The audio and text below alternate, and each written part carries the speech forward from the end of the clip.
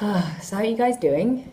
It's difficult here to make videos and upload. Wherever I've been staying, there's no Wi-Fi, and so I have internet connection through my phone, but it's not strong enough to upload videos. So unfortunately, I can't keep updating and uploading what I'm doing at the moment in Tanzania. But what I plan to do is whenever I can get a strong signal, I'll make the videos and upload them, and so they might be a little later than what's currently happening, but I'm definitely going to keep up with trying to make some videos about Tanzania. I can't believe I've been here over 2 weeks already. I don't know where the time's gone. I must admit I've not made that many I've not shot that much footage yet, because I guess I've just been trying to establish my base here. Well, I've been in the field for the past 8 to 9 days, and I've just come back to have like a few days break, so I'm staying in a very, very nice guest house right now. It's massive, and it costs like £14 ish. Like, it's so cheap. I'm kind of shocked. But I guess there's a lot of culture shocks at the moment that I'm experiencing. It's all good. It's great. I'm enjoying learning about Tanzania as a country compared to what I've experienced before. So yeah, I thought I'd talk a little bit about that.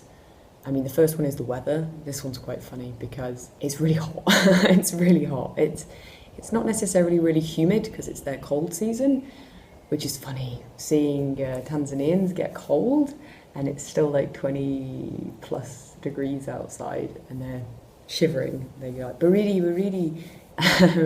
which is funny. Oh, and having to make sure that you always drink out of bottled water is another thing you always have to remember.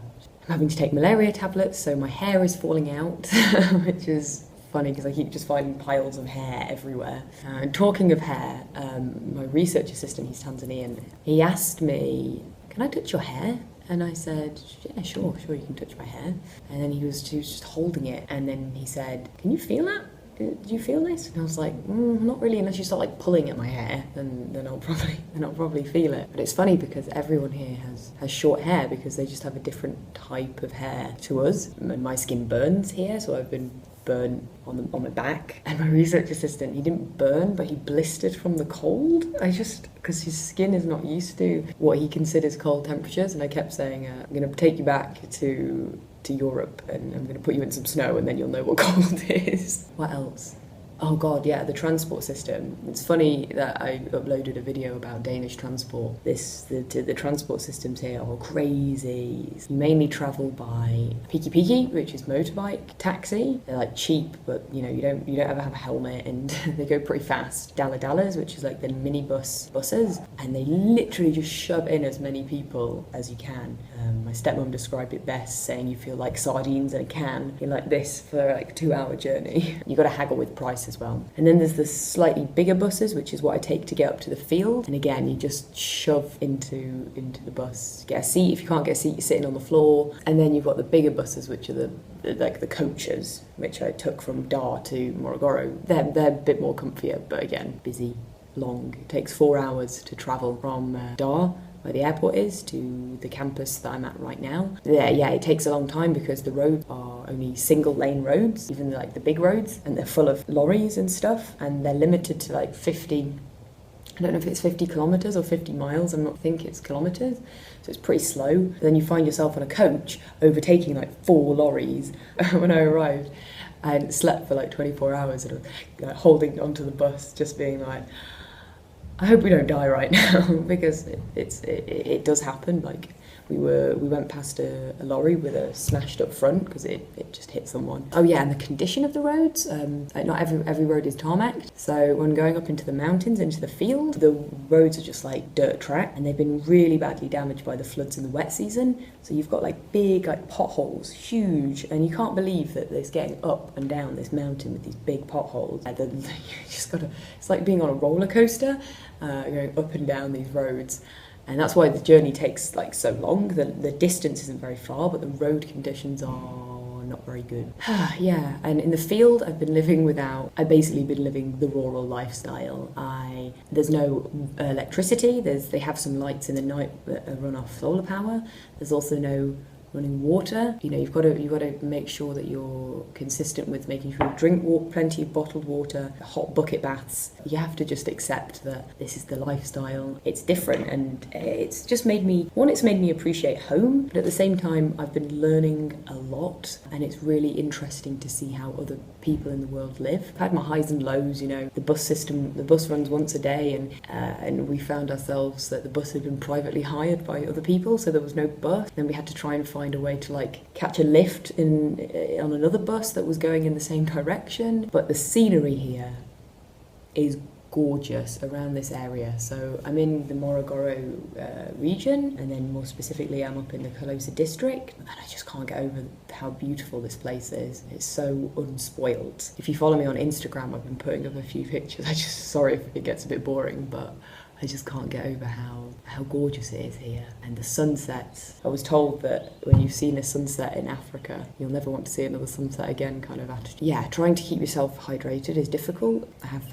got a bit sick while I've been here. And one of the things is you eat a lot with your hands, so you've got to keep your hands very clean. I actually need to cut my nails while I'm back. You've just got to stop the risk of spread of, you know, getting sick, and make sure you're eating like properly cooked food, and because if you're eating out. The food is an interesting one. It's very heavy food. There's a lot of fried food. So I haven't tried this dish that everyone's told me I need to try at some point, which is chips my eye. And it's like chips and eggs fried together that they eat for breakfast. I was told it's good, but if you start eating every day, you're just going to get fat. Yeah, so it's a lot of like rice and beans and ugali, chapati. I quite like chapati. And they have like donuts and stuff like that. You know, it's quite heavy food. And they do also eat a lot of meat here, which I don't tend to eat that much meat when I'm at home. So, but it is what it is. You adjust to the way of living here. Oh, sorry about that. It's just, and then also like just using your common sense here. As a Western person, don't travel alone at night, especially if you're a woman. As a woman, you know, you've also got to keep your shoulders covered and nothing above the knee, because it's just their culture, it's out of respect. And actually the Tanzania does have a significant population that is Muslim, especially on Zanzibar. I've heard it's about 95%, so you've just got to be a little bit respectful. But the people here are just really nice and friendly, even if you can't speak to them. Everyone's friendly. You just got to know your right greetings, because if you're speaking to an elder, you say Shugamo. If you're speaking to someone your similar age, it's Sabari or Mambo, and then you have set responses that you say back as well. Yeah, the language it's slow, but I'm learning a bit more every day, which is good. You know, I'm going to try and shoot some more footage. It's busy because I am working here, but at the end of my work, so in about three weeks, I should be finishing my work, and then I'll be doing some travelling. So I'll definitely be able to shoot much more footage when I'm just travelling, which should be good. It's going to be a tough 3 weeks, I think. It's an interesting experience. And yeah, so far, so good. Oh, finding accommodation can be quite tricky at times. There's a few times where I've found myself, you know, at night with nowhere to stay and trying to find somewhere to stay. It's just all about staying positive, enjoying the experience. I will see if I can shoot some footage. One of the things I don't like is getting my valuables out in public, because there is a theft risk anywhere you go. But of course, if you start flashing your valuables here, you just become more of a target, and I don't want to be a target. Yeah, see you next time. Bye for now.